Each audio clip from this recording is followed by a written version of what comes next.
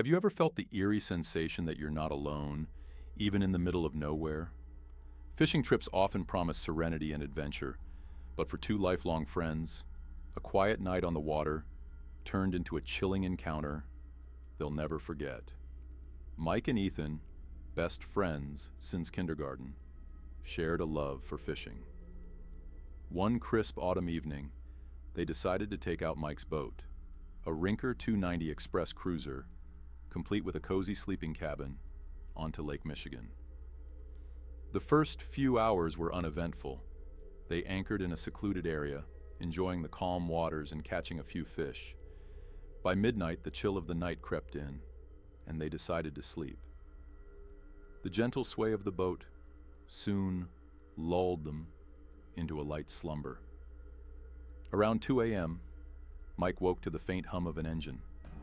He shook Ethan awake, and they both listened intently. The unmistakable sound of a boat engine echoed in the distance, growing louder. Mike peeked out through the cabin window, but the night was shrouded in dense fog. No lights, no visible shapes, just the eerie hum circling their boat.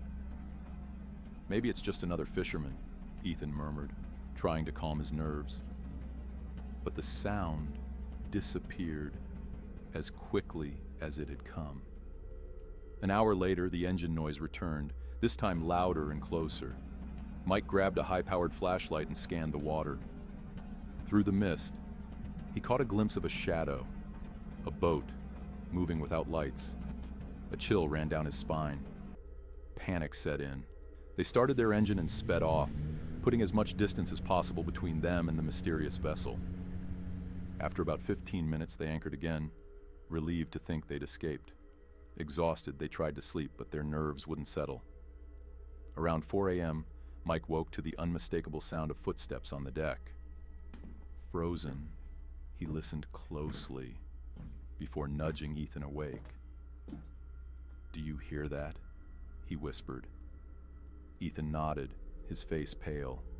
Summoning courage, they grabbed what they could, a fishing knife and a flashlight, stepping out of the cabin.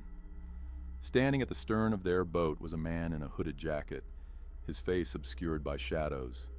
Tied to their boat was another, smaller vessel, dark and unmarked. The man spoke, his tone unnervingly calm. "Sorry to bother you, fellas. We're low on fuel and need some to get back." Without hesitation, Mike shoved the man back, causing him to stumble. Ethan untied their boat as Mike started the engine, and they sped off into the darkness. For 2 hours, they navigated the lake until they reached the safety of the marina. Exhausted and shaken, Mike and Ethan secured the boat at the marina and drove back to Mike's suburban home. Fatigue overtook them, and they decided to crash for the night at Mike's place. Just as Ethan was dozing off on the couch, a faint knock echoed through the house. He froze, his pulse quickening. Who would visit at this hour? He nudged Mike awake, and they both hesitated before peering through the peephole. No one was there. Brushing it off as paranoia, they returned to the living room. Minutes later, they heard it again, this time louder. Mike checked the security cameras on his phone. A figure stood at the edge of the driveway, just out of range of the porch light. The silhouette was unmistakable. A hooded man, drenched. His head tilted slightly as if he were staring directly into the camera. Heart pounding, Mike dialed 911, keeping his eyes on the screen. When the police arrived, the man was gone, leaving behind only wet footprints leading from the street to their porch. The officers conducted a brief search of the area, but found no sign of anyone.